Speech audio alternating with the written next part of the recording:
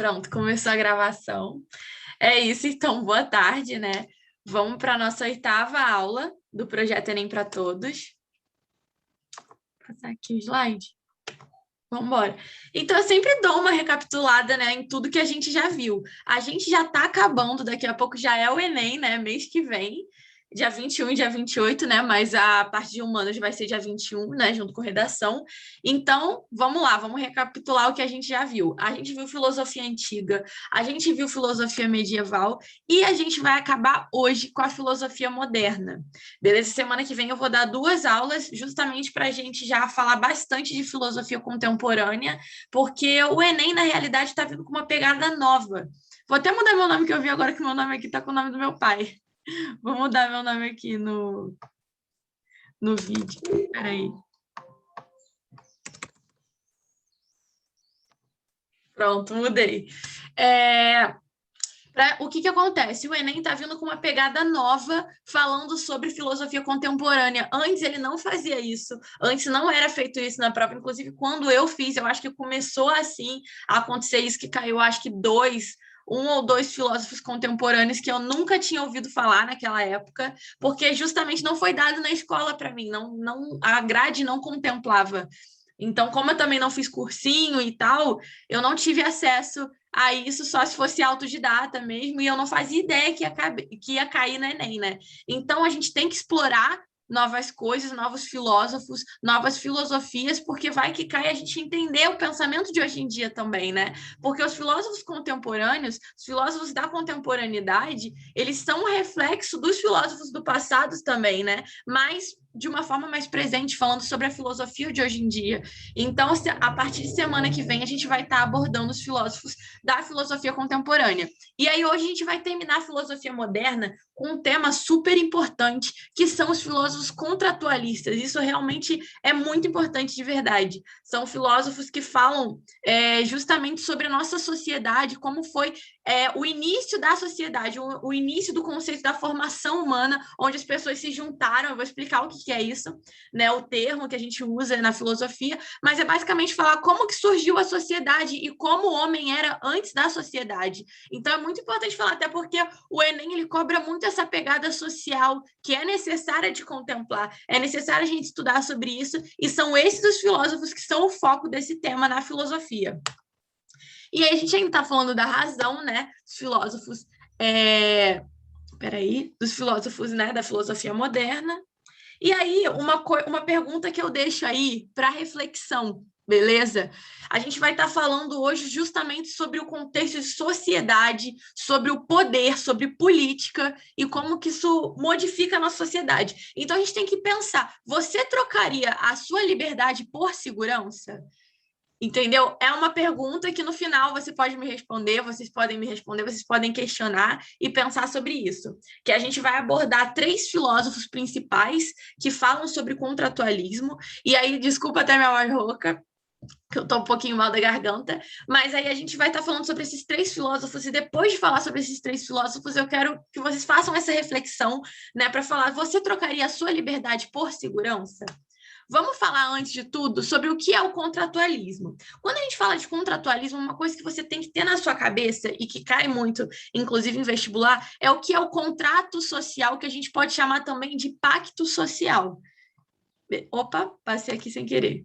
Que a gente também pode chamar de pacto social. O que é? O contrato social é a teoria, né, o pacto, que explica como a sociedade se organiza como Estado. É porque não dá para ler muito bem aqui, que vou mudar aqui o negócio. Pronto. Contrato social é a teoria que explica como a sociedade se organiza como Estado. Lembra que eu falei para você que, antes de tudo, antes da criação do Estado, o homem ele vivia sem ser em sociedade. Então, a gente tem que parar para pensar como que foi esse processo e como que o homem era antes de ser introduzido na sociedade. E aí os 3 filósofos vão falar coisas diferentes sobre isso e qual a importância do pacto social, do contrato social. Cada filósofo político, que é o que a gente vai abordar aqui, defende um ponto de vista de como deveria ser o papel do Estado, qual é o papel do Estado e como que o homem era antes dele ser inserido nesse contexto contexto de Estado, nesse contexto de uma sociedade organizada, já voltada para a política, voltada para a formação do Estado e o dever do Estado.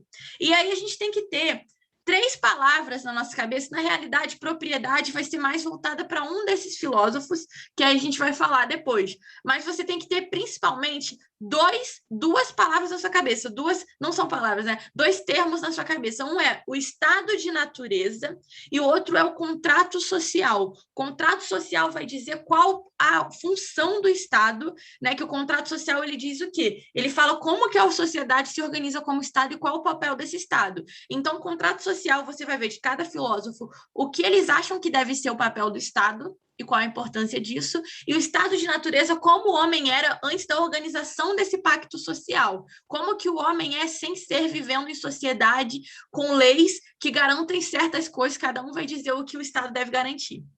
Então, vamos lá. Quais são os 3 principais filósofos? Os 3 principais filósofos são Thomas Hobbes, John Locke, que a gente falou sobre ele na aula passada. Você lembra que a gente falou sobre empirismo? Então, John Locke, eu até falei isso para vocês na aula passada, acho que antes de começar a aula, que a gente dividiria John Locke, até para não confundir vocês, em duas vertentes. Ele vai desde a política, do contratualismo, até o empirismo. John Locke, ele foi realmente um filósofo que ele estava em muitas áreas da filosofia. Lembra que a gente falou sobre o empirismo de John Locke, da tábula rasa, e etc., que está na aula passada, que está no YouTube, inclusive. Então, hoje a gente vai estar falando sobre um outro ponto de vista da filosofia de John Locke. A gente vai estar falando dele como um filósofo contratualista, tá bom? E Jean-Jacques Rousseau, também, que a gente vai estar falando sobre ele. E qual que é o momento, assim, de cada um, de uma forma breve?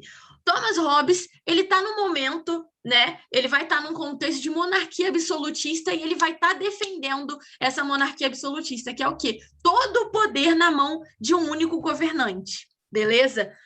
John Locke, isso é Thomas Hobbes. John Locke, ele vai estar no início do iluminismo, que a gente tinha falado sobre, na aula passada a gente falou sobre o contexto todo de John Locke, que ele é um burguês e tudo mais, né, que ele é da alta burguesia, e no início do iluminismo, a importância dele. A gente vai ter Rousseau também, que aí já é depois de John Locke, mas também no contexto de iluminismo. E aí, vamos então começar falando sobre Thomas Hobbes, né? Vamos lá. Bem, Thomas Hobbes estava ali, né, no século XVI, século XVII, e qual o contexto político dele, como eu tinha falado, é a monarquia absolutista. E aí ele vai falar o quê sobre o estado de natureza que eu expliquei para vocês, né? Que é o homem antes da organização da sociedade. Por isso que você vai ver qual é a importância da organização da sociedade de acordo com Thomas Hobbes. Ele vai dizer que o estado de natureza seria um estado onde o homem é o lobo do homem. O que é isso? É uma frase marcante que foi atribuída a Thomas Hobbes, né? Que diz o quê? Que o homem é o predador do próprio homem. O lobo, a gente vê ele como um predador, certo? O homem é o lobo do homem, o homem é o predador do próprio homem, ou seja, o estado de natureza é um estado de guerra, um estado de todos contra todos, onde o homem ele vai ser movido unicamente pela sobrevivência dele, ele vai agir por instintos, realmente como um animal, e se ele não tem um estado, ou seja, se ele não tem uma sociedade organizada com um Estado, né, com um Estado sólido para poder ditar quais são as leis, quais são as regras, como a sociedade deve agir, que isso seria o pacto social. Se não tem o pacto social, o homem vive nesse estado de guerra, de todos contra todos, porque ninguém tem nada a perder. Não tem um pacto social, ninguém tem nada a perder. A única coisa que ele pode fazer é garantir a própria sobrevivência. Então, e não só a sobrevivência, mas o homem ele é guiado pelos interesses dele. Então, se eu quero essa garrafa de água, essa garrafa aqui não é minha, eu quero essa garrafa de água, eu vou tomar ela para mim e não importa se eu tenho que matar o dono, né, o dono dessa garrafa, ou a dona dessa garrafa, não importa, eu quero ela para mim, não vou ser penalizada, não importa o que eu faça. Então, o estado de natureza, para Thomas Hobbes, é um estado de guerra, beleza? A gente tem que pensar nisso, estado de guerra, de todos contra todos. E aí, qual que é a importância do contrato social, né? Ele vai dizer que no contrato social, os homens eles vão abdicar dessa liberdade plena, porque a partir do momento que eu vou ter um Estado, alguém para poder dizer, ditar as leis, ditar as regras dessa sociedade, eu já não tenho uma liberdade plena, que no caso, né, é como é na sociedade hoje em dia, a gente realmente não tem uma liberdade plena, você não pode fazer o que você quiser. Você tem leis que devem ser cumpridas, né? Então, o homem ele vai abdicar, os homens vão abdicar da sua liberdade plena e entregar essa liberdade ao rei absolutista, entendeu? A esse rei, essa única pessoa que é o rei absolutista, que, ou seja, num contexto político de monarquia absolutista, que é o que ele defende, o poder todo na mão de um único rei, de uma única pessoa. E aí esse rei, ele vai governar esses homens através da imposição de leis que vão garantir a ordem. Mas aí o rei, ele vai ser uma única pessoa que vai ter todo o poder. Inclusive, uma obra muito famosa de Thomas Hobbes é o Leviatã, que fala sobre qual a importância do rei absolutista. O Leviatã, eu até trouxe aqui, eu gosto de trazer para vocês terem o mais amplo sentido, né, da palavra. Leviatã, na mitologia, significa um monstro marinho, né, que é primitivo, no caso, é um monstro marinho, é um monstro que ele realmente ele é muito forte, ele é imponente, e aí a gente pensa nisso, de como que o rei deve ser, de como a monarquia absolutista tem que ser para Thomas Hobbes, entendeu? E ele vai dizer que aí tem aqui, ó, o primeiro conceito de Leviatã seria voltado para a mitologia. O segundo contexto é o que Thomas Hobbes ele preconizou, ele disse, e aí está aqui no dicionário, inclusive, mas ele pegou como referência a mitologia, entendeu? Então, como que é esse contexto de para Thomas Hobbes, né? O Leviatã é o Estado. O Leviatã é o Estado, e o Estado é quem? O rei absolutista. Então, o Estado como soberano absoluto e com poder sobre todos os seus súditos. Isso é o Leviatã, isso é o Estado, para Thomas Hobbes, tá bom? E aí eu tenho essa imagem aqui, que eu acho que de todas as aulas que eu já dei, ou vou dar para vocês de filosofia, eu acho que essa é a imagem com maior qualidade que eu já consegui pegar no Google. Eu não sei nem como eu peguei uma imagem com tanta qualidade assim, mas eu quis pegar com bastante qualidade para vocês conseguirem ver todos os detalhes. O que acontece? Você entendendo essa imagem, que inclusive é uma imagem que pode sim cair no vestibular, né? Porque, peraí que tem uma mensagem aqui no chat. É real, dá para usar de wallpaper. Cara, essa imagem é muito boa. E aí, você entendendo essa imagem, você vai entender toda a filosofia de Thomas Hobbes. Porque o que acontece? É o rei absolutista aqui, né? Como vocês podem ver. Em uma mão, ele tem um cajado que quer dizer o quê? Que ele tem o poder sobre as religiões, sobre o clero, ele está acima de tudo isso, entendeu? É um rei absolutista. Ou seja, ele domina as religiões, ou seja, as suas crenças, o que você vai acreditar. Na outra mão, ele tem uma espada que representa o poder militar, ou seja, ele domina qualquer coisa em relação à guerra, em relação à estruturação, em relação à estratégia de guerra, combate ou não, invasões, ele vai dominar isso também. E em cima ele tem uma coroa que representa o poder legislativo, que é o que? A criação das leis. Ou seja, ele domina absolutamente tudo. Ele domina a parte das crenças, ele domina a parte da luta, a parte da guerra, a parte militar, e ele domina também a parte das leis, ele que vai ditar quais são as leis. Só que não para por aí. Você tem que parar para olhar também do que é feito esse rei. Olha o corpo dele é feito por pessoas, por toda a sociedade, por todos os homens que a gente falou que antes estavam no estado de guerra. Ou seja, se esse rei absolutista, de acordo com Thomas Hobbes, se esse rei absolutista, ele não está cumprindo com o dever dele, ele não está conseguindo garantir a ordem na sociedade, que é o principal dever do Estado, para Thomas Hobbes, é garantir a ordem, fazer com que os homens eles saiam do estado do homem ser o lobo do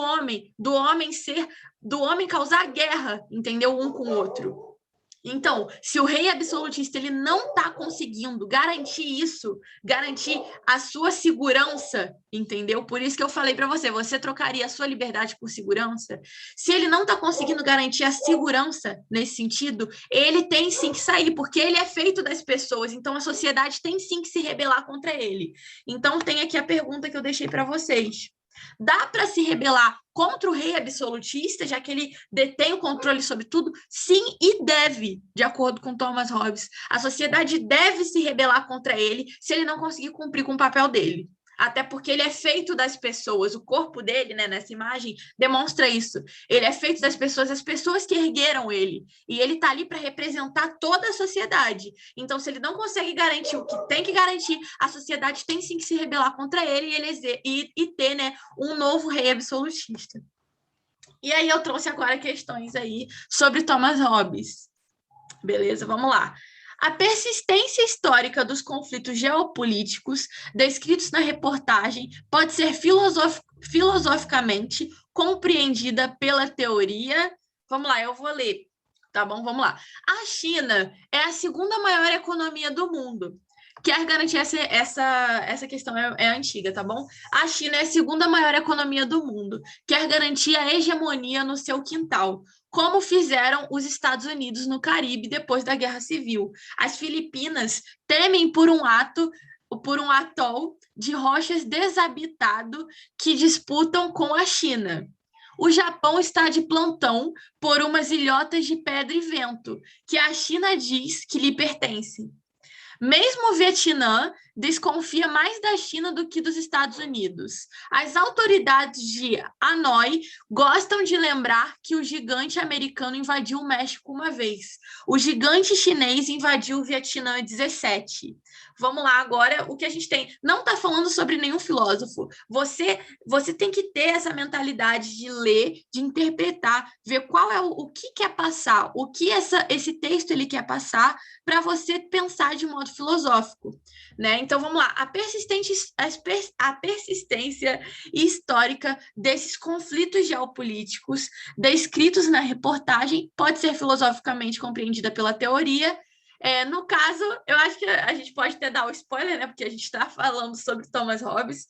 Então, a gente está falando sobre a política de Hobbes, que conceitua a competição e a desconfiança como condições básicas da natureza humana. Então, gente, a gente tem que... É uma questão muito tranquila, mas é uma questão que você tem que ter muita interpretação de texto, porque não veio falando embaixo filósofo ou algo do tipo. Você tem que saber qual é o pensamento de Hobbes, que é um estado de guerra. O estado de natureza é um estado de guerra. Então, você vê uma questão que está falando unicamente sobre guerra. Olha como a gente vê num contexto atual, né? Trouxe a filosofia de Hobbes num contexto atual, falando sobre conflitos geopolíticos que se perpetuam. É um estado de guerra de um país contra o outro, de uma nação contra a outra, guiados por seus interesses. Então, quando a gente fala sobre isso, a gente tem que pensar na política de Hobbes. Entendeu?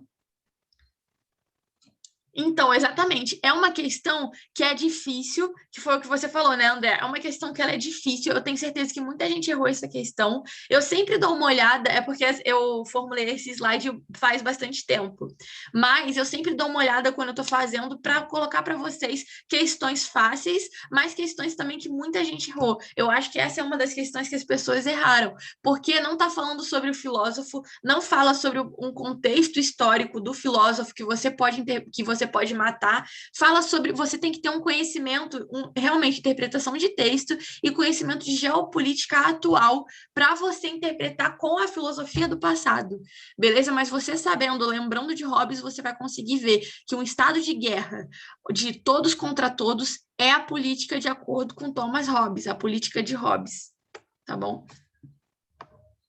Vamos lá, então, agora tem mais uma questão bem grande aqui. Vamos lá. Com base no texto citado, seguem as seguintes afirmativas. Eu vou ler, então, o texto.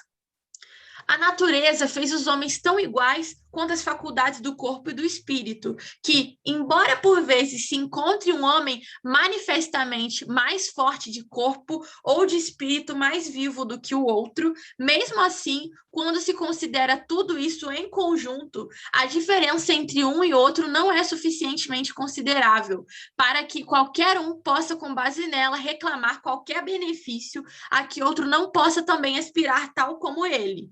Ok, né? Ponto, ponto, ponto. Desta igualdade, quanto à capacidade, deriva a igualdade quanto à esperança de atingirmos nossos fins. Portanto, se dois homens desejam a mesma coisa, ao mesmo tempo, esforçam-se por se destruir ou se subjugar um ao outro. Com isso, se torna manifesto que, durante o tempo em que os homens vivem sem um poder comum de manter a todos em respeito, eles se encontram naquela condição a que se chama de guerra, e uma guerra que é de todos os homens contra todos os homens. Beleza? É realmente um texto longo, mas você já consegue pensar, se você conhece bem Hobbes, você já sabe que está falando sobre ele, porque a gente está falando de, além de ter falado embaixo, né, deixado explícito, antes você já ia conseguir entender, porque estava falando sobre essa questão, que se dois homens eles querem a mesma coisa, no mesmo tempo, eles vão entrar em guerra um contra o outro para conseguir essa coisa. O texto todo está falando sobre como o homem ele é guiado pelos seus próprios interesses no estado de natureza, entendeu? Então, eles vão entrar em guerra um contra o outro. E aí ainda está falando aqui qual o poder do Estado. O poder do Estado é manter a todos em respeito, ou seja, fazer com que isso acabe. Essa guerra de todos contra todos, entendeu? De todos os homens. Vamos lá. Com base no texto citado, seguem as seguintes afirmativas. 1. Os homens, por natureza, são absolutamente iguais, tanto no exercício de suas capacidades físicas, quanto no exercício de suas capacidades espirituais.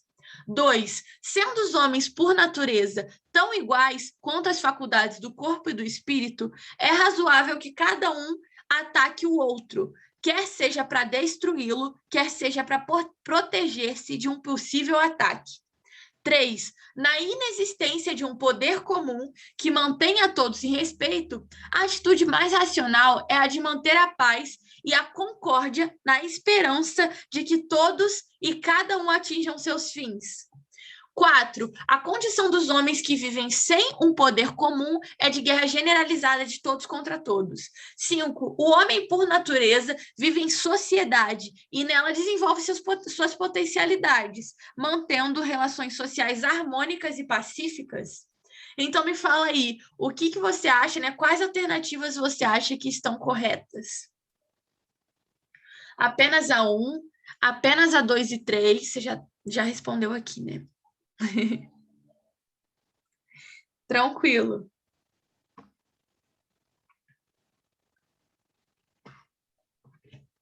Vou até beber água que eu tô rouca demais.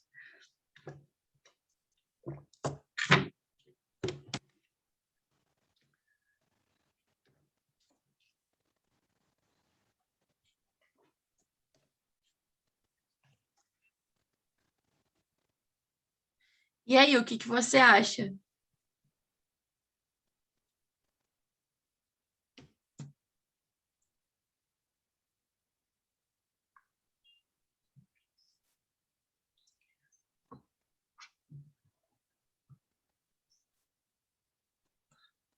Se você quiser, eu posso colocar o gabarito e aí a gente fala contextualizando com base nesse gabarito.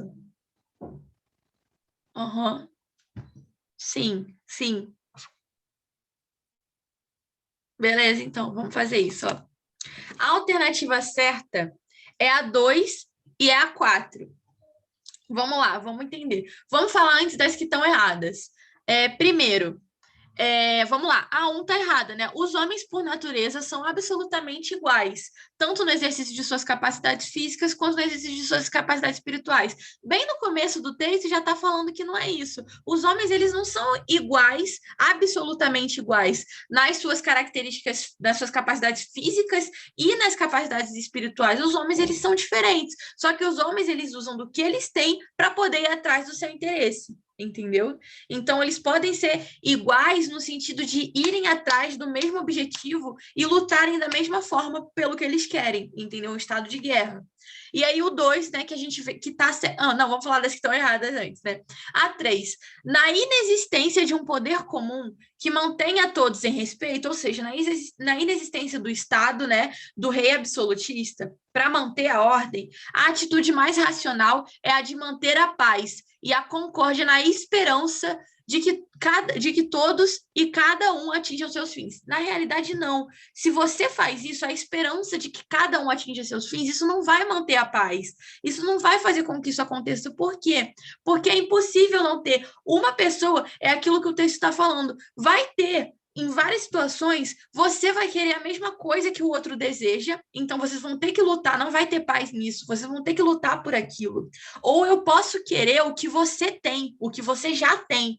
Então, isso vai ser um estado de guerra generalizado, entendeu? Então, não dá para você, e não tendo o Estado, por isso que Thomas Hobbes ele fala, é necessário ter o Estado, entendeu? Você não pode querer que, na ausência de um rei absolutista, a atitude mais racional é de você deixar com que os homens, você tenha a esperança de que cada um vai atingir o seu fim, ou seja, o seu objetivo, e isso vai manter a paz. Isso não vai acontecer. Inclusive, por isso que eu falei, ele vai dizer o quê? Se o rei absolutista ele não está cumprindo, ele não está conseguindo manter esse respeito, manter a paz, você vai ter que dar um jeito de ter um outro rei absolutista. O que não pode é ficar sem o Estado, entendeu? Senão vai ter o estado de guerra. E aí, por isso que a 3 está errada. Aí, agora vamos falar da 5. O homem, por natureza, vive em sociedade e nela desenvolve suas potencialidades. Até aí, ok, não falou nada demais. Mas mantendo relações sociais harmônicas e pacíficas, não.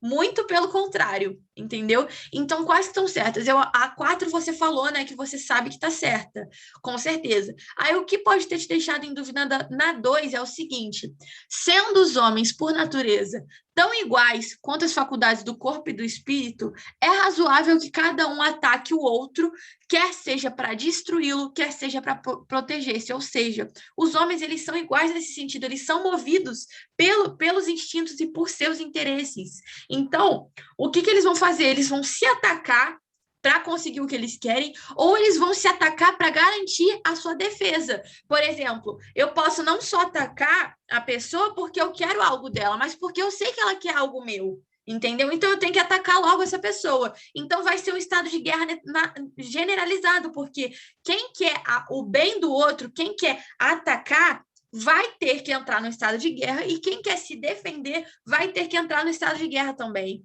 Entendeu? Então é um estado de guerra generalizado que a gente volta para 4, que você mesmo falou que está certo. Entendeu? Deu para entender essa questão? Aí você me fala aí no chat. Deu, beleza, então. Vamos para a próxima, então, que coloquei bastante questão. Thomas Hobbes, sério, é um filósofo muito importante. Vamos lá. Thomas Hobbes afirma... Sim, exatamente. Sabendo que a 4 está certa, dava para acertar.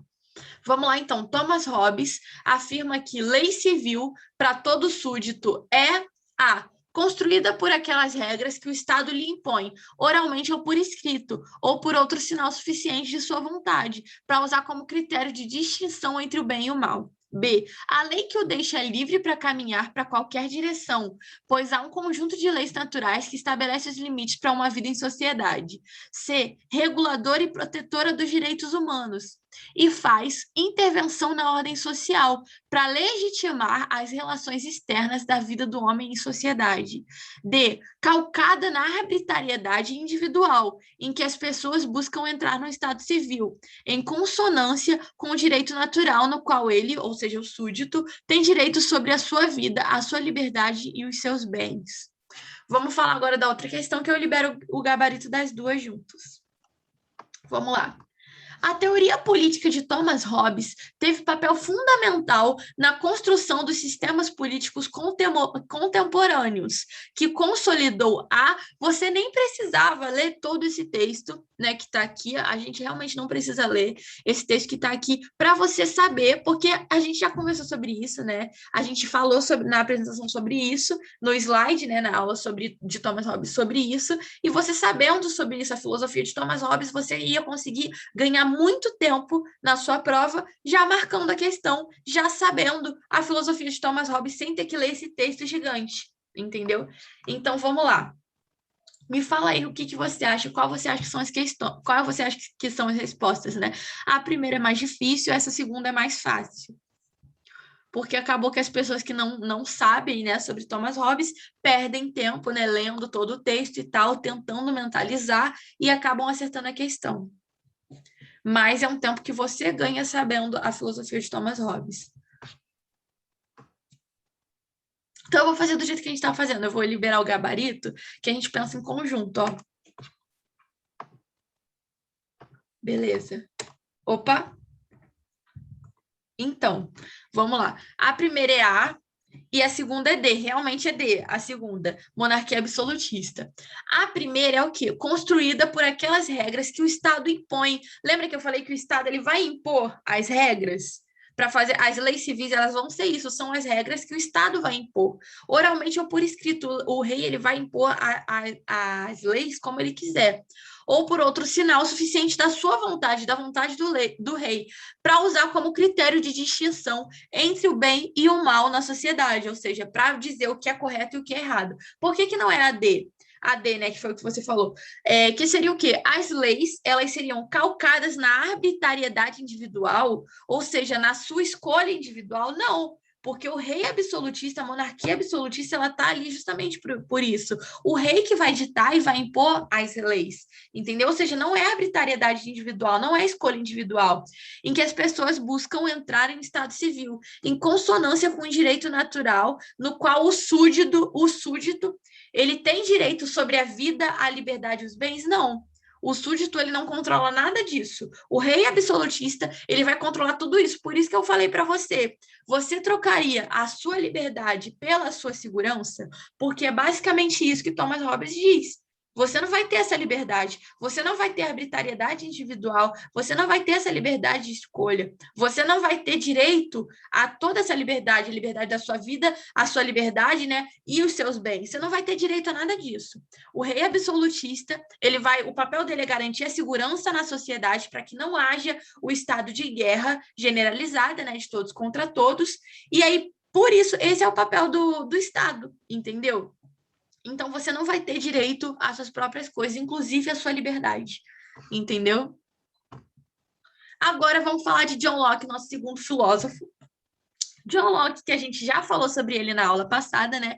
Mas agora a gente vai estar falando dele no contexto do contratualismo. Acho que entendendo Thomas Hobbes, você já entendeu o que é o contratualismo, né? É uma filosofia política que vai dizer a importância do Estado e qual é o estado, né, de natureza, ou seja, como que o homem ele é, sem que haja o Estado, sem que haja o contrato social, o contratualismo, o pacto social. Vamos lá, então. John Locke, ele vai falar sobre o que? Ele está no contexto histórico do início do Iluminismo, né? No século XVII, a gente já falou bastante sobre o contexto de John Locke. É importante a gente saber a condição de John Locke. John Locke, na sociedade, ele é burguês, ele é da alta burguesia, ou seja, ele tem alto poder aquisitivo. Tá bom? Então, o que ele vai dizer? Ele vai dizer que o estado de natureza é um estado de insegurança. Não é de guerra de todos contra todos. É de insegurança. Por quê? Ele vai dizer que o homem ele não nasce nem bom nem mal. Entendeu? Não é o que Hobbes estava falando, que o homem nasce mal, então por isso, com certeza, vai ser um estado de guerra. O homem, ele não nasce nem bom nem mal, mas com direitos inalienáveis. O que são isso? São direitos que o homem deve ter. Ele já nasce com esses direitos, entendeu? Quais são esses direitos? A vida, a liberdade e a propriedade. A vida, o homem tem direito à vida, ninguém pode tirar a vida do outro. Entendeu? Ele vai dizer isso no estado de natureza do homem, e isso é a realidade para John Locke. O homem, ele tem esses direitos inalienáveis. A partir do momento que você está no seu estado de natureza, você tem direito a certas coisas e todos devem ter esse direito, que é direito à vida, todos têm, ninguém pode tirar a vida do outro. Direito à liberdade, cada um tem a sua liberdade da sua vida para fazer o que quiser. E direito à propriedade, você tem o direito à sua propriedade. Você tem direito a morar aonde te pertence, a ter as suas propriedades. Entendeu? Ele vai dizer que esses são os 3 direitos inalienáveis. E o que é o contrato social? Ele vai dizer que seria uma democracia representativa, que inclusive é o que a gente tem. Uma democracia, ou seja, as pessoas, né, os homens, eles vão eleger uma pessoa para representá-los. É uma democracia representativa, ok? E o Estado, ele tem que garantir os direitos inalienáveis, ou seja, qual o papel do Estado para John Locke?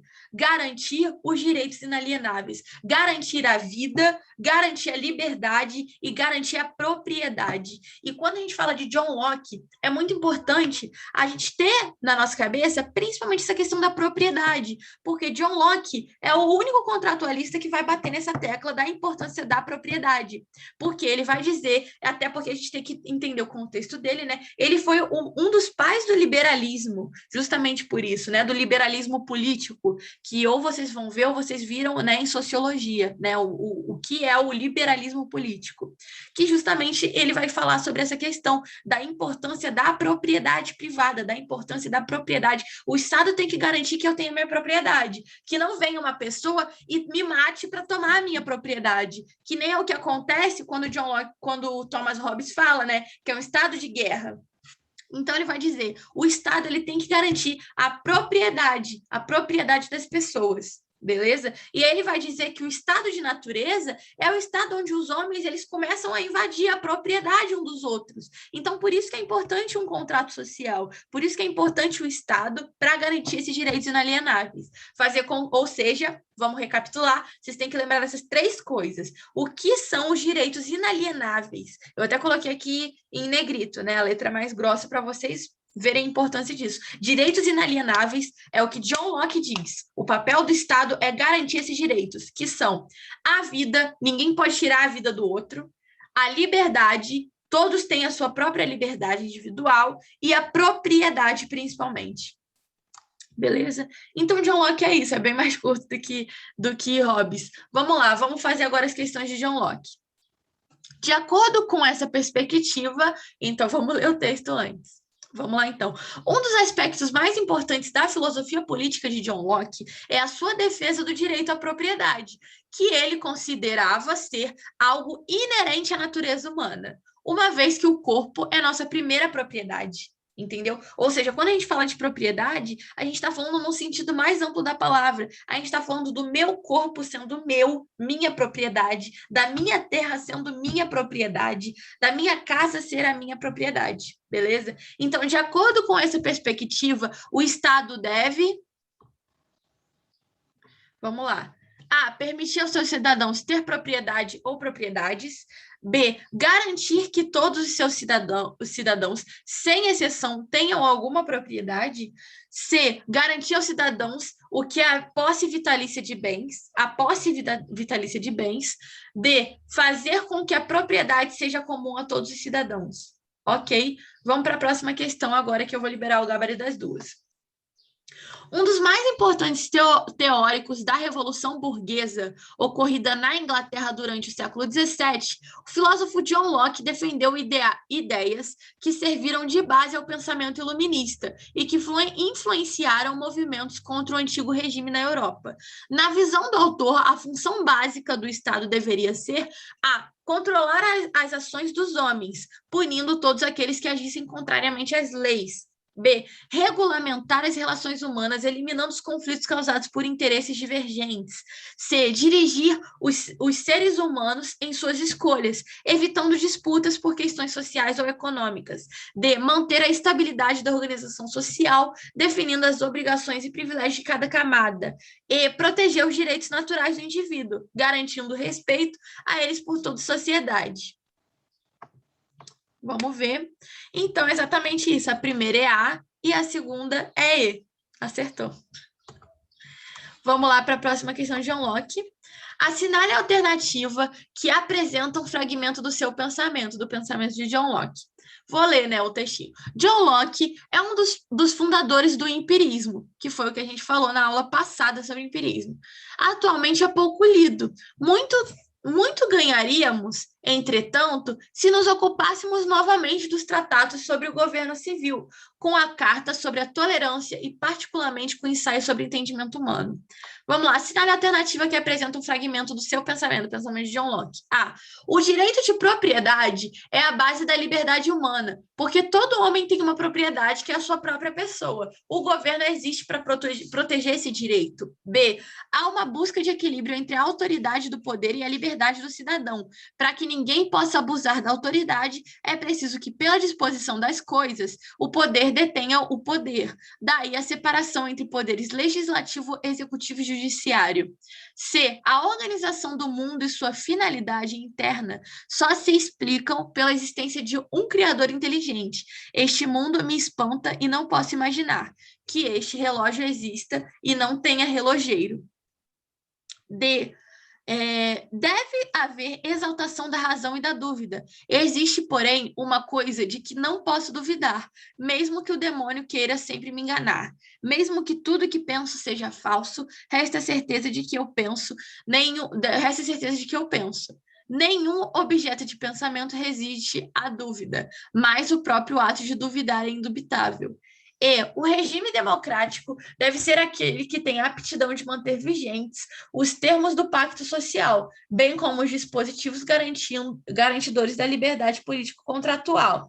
O povo inglês pensa ser livre, mas engana-se grandemente. Só o é durante a eleição dos membros do parlamento, assim que estes são eleitos. É escravo, nada é. Então, vamos lá, qual que é a resposta? A, né? Exatamente, A. E aí, parando para pensar, olha, essa é uma questão considerada difícil, porque nada no texto acima só fala que ele foi um filósofo, realmente foi um dos fundadores do empirismo, mas não fala nada sobre o pensamento dele contratualista, que é o que cobra na questão.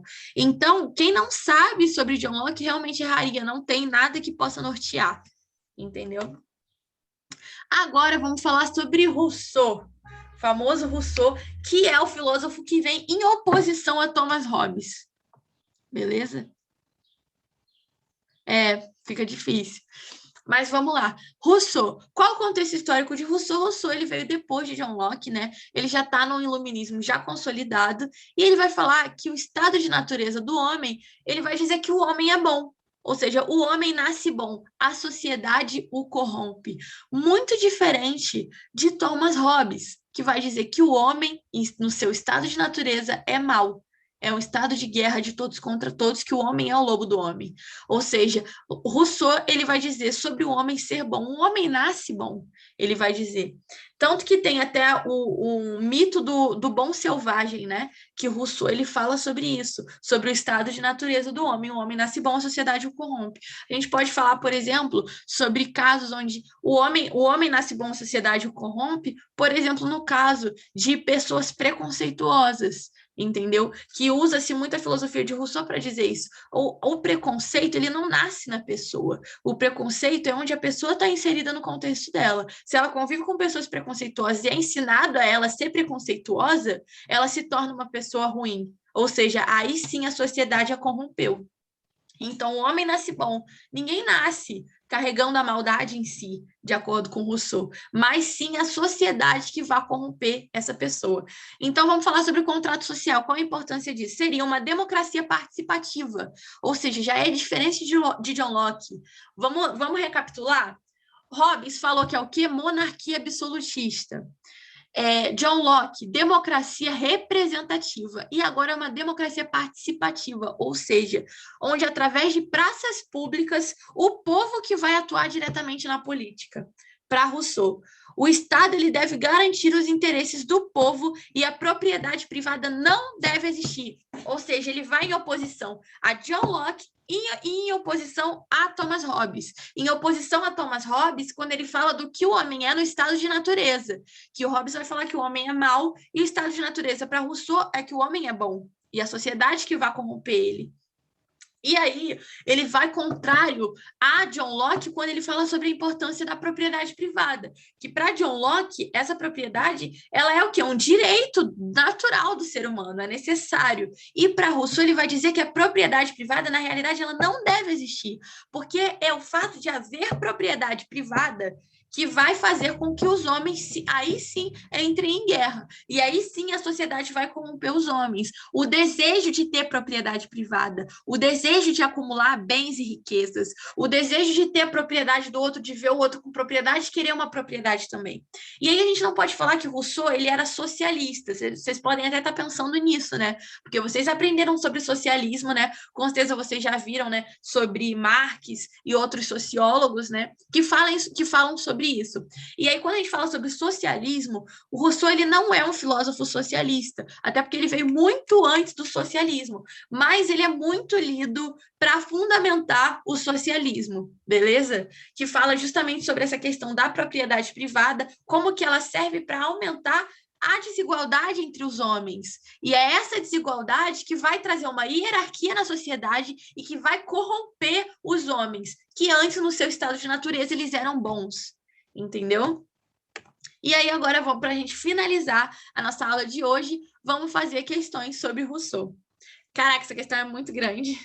Ai, meu Deus, eu coloquei sem querer, soltei o gabarito, mas vamos lá.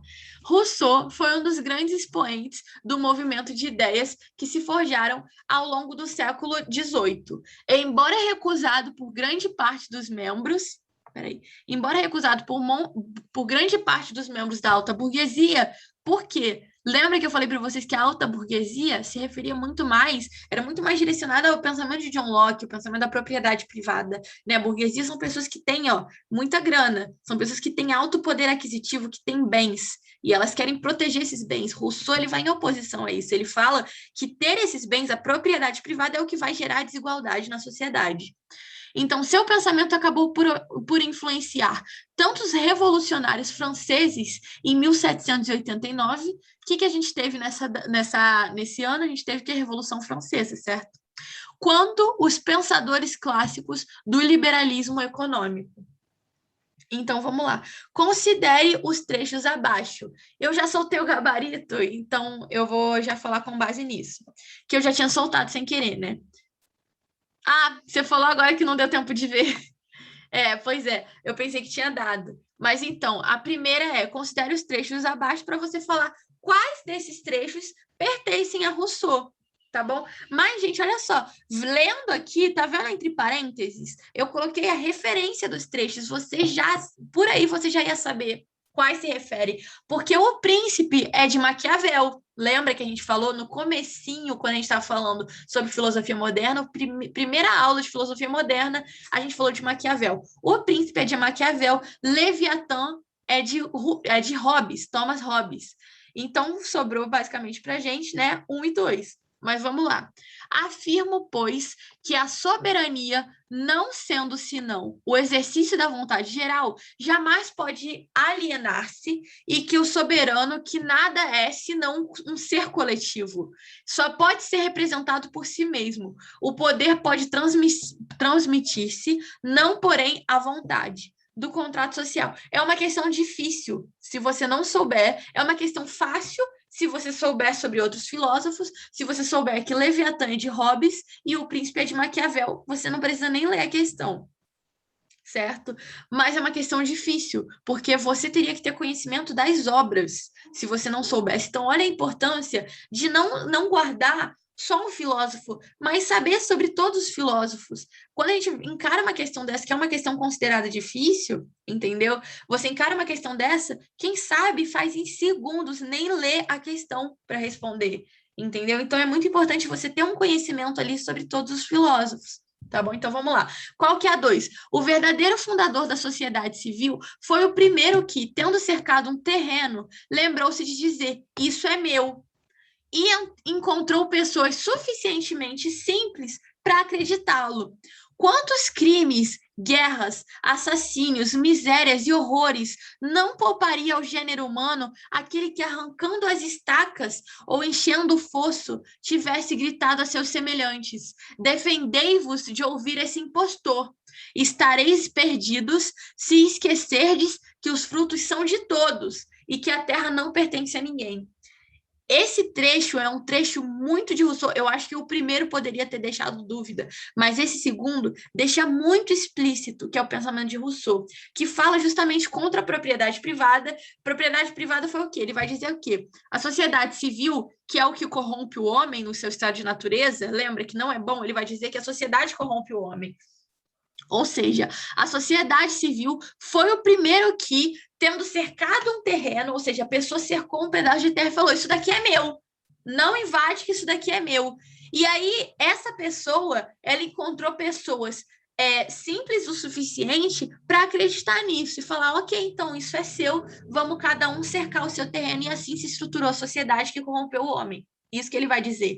E ele vai dizer quantos crimes, quantas guerras, quantos assassinatos, quanta miséria ia ser poupada se, em vez das pessoas terem falado, quando ele falou, isso é meu, essa propriedade aqui é minha, as pessoas não tivessem falado, ok, essa é sua, vamos cada um pegar a sua. As pessoas, no lugar disso, tivessem dito, gente, pelo amor de Deus, vamos ignorar essa pessoa completamente, essa pessoa está alucinando, porque, na realidade, todos os frutos daqui são de todos, entendeu? Não tem isso de ter uma propriedade privada, você tem um pedaço de terra, ter o meu, e você tem um pedaço maior que o meu, isso não existe. Rousseau vai dizer que isso é a causa das desigualdades sociais. Isso, a propriedade privada, é a causa do mal na sociedade, ou seja, a sociedade corrompeu o homem a partir desse momento, entendeu? Ele vai dizer que o homem tinha que ter dito, os homens tinham que ter dito aos seus semelhantes, vamos nos defender de ouvir esse impostor,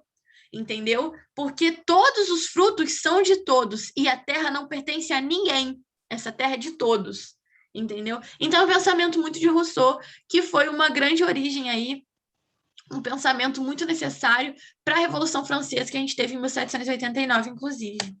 Beleza? Vamos fazer... Nossa, tá indo sozinho aqui, mas eu acho que não deu tempo de ver, né? Vamos ver mais uma questão aí de Rousseau. A respeito da citação de Rousseau, é correto afirmar... Vamos lá. O homem nasce livre e por toda parte encontra-se a ferros. O que se crê senhor dos demais não deixa de ser mais escravo do que eles. A ordem social é um direito sagrado que serve de base a todos os outros. Tal direito, no entanto, não se origina na natureza. Funda-se, portanto, às convenções. A respeito da citação, né, de Rousseau, é correto afirmar a aproxima-se do pensamento absolutista que contribuía aos reis o direito divino de manter a ordem social. B, filia-se ao pensamento cristão por atribuir a todos os homens uma condição de submissão semelhante à escravatura. C, filia-se ao pensamento abolicionista por denunciar a escravidão praticada na América ao longo do século XIX. D, aproxima-se do pensamento anarquista, que estabelece que o Estado deve ser abolido e a sociedade governada por autogestão. E aproxima-se do pensamento iluminista, ao conceber a ordem social como direito sagrado que deve garantir a liberdade e a autonomia dos homens. Me fala o que você acha. E, exatamente, aproxima-se do pensamento iluminista, realmente estava no contexto do iluminismo, ao conceber a ordem social como direito sagrado que deve garantir a liberdade e a autonomia dos homens. Exatamente isso. Vamos para mais uma questão de Rousseau. Segundo Rousseau, vamos tentar fazer essa questão sem ler o texto, para a gente tentar praticar dessa forma? Vamos lá, então. A sociedade é responsável pela decadência humana, daí a necessidade de voltarmos ao estado de natureza. B, apenas a organização política é capaz de imprimir moralidade às ações humanas. C, o homem no estado civil, ou seja, em sociedade, é um animal estúpido, ilimitado, e ao abandoná-lo e voltar ao estado de natureza, recupera seu caráter humano. D, no estado civil, os sentimentos humanos se enobrecem. Daí a necessidade de se abolir o Estado para que o homem possa se realizar numa sociedade sem Estado. E a justiça e a moral são elementos nascidos no estado de natureza. Vamos ler, vamos tentar ler, que eu acho que vai ajudar, tá bom, vocês? Vamos lá. Mas aí tenta fazer sem ler, e aí depois a gente lê e vocês veem se o pensamento mudou, entendeu? Vamos lá, então. A passagem do estado de natureza para o estado civil determina no homem uma mudança muito notável, substituindo na sua conduta o instinto pela justiça e dando às suas ações a moralidade que antes lhe faltava. É só então que, tomando a voz do dever o lugar do impulso físico e o direito o lugar do apetite, o homem, até aí levando em consideração apenas a sua pessoa, vê-se forçado a agir baseando-se em outros princípios e a consultar a razão antes de ouvir suas inclinações. Embora nesse estado se prive de muitas vantagens que fluem da natureza, ganha outras de igual monta. Suas faculdades se exercem e se desenvolvem, suas ideias se alargam, seus sentimentos se enobrecem. Toda a sua alma se eleva a tal ponto que, se os abusos nessa nova condição não o degradassem, frequentemente a sua condição inferior àquela de onde saiu. Deveria sem cessar bem dizer um instante feliz que dela o arrancou para sempre fez, de um animal estúpido e limitado, um ser inteligente e um homem. Vamos ver, então, a resposta. Vamos lá, então. Você realmente falou B, e olha como a gente gastou tempo, leu esse texto, no final das contas, você poderia ler o nervosismo do Enem, ler, eu não entendi, vou ler de novo, eu vou ler de novo, aí perder maior tempão, 5 minutos, às vezes, numa questão que você respondeu só lendo as alternativas, viu? B, apenas a organização política é capaz de imprimir a moralidade às ações humanas. E aí é isso, a gente acabou a aula de hoje. Eu trouxe aqui, na realidade,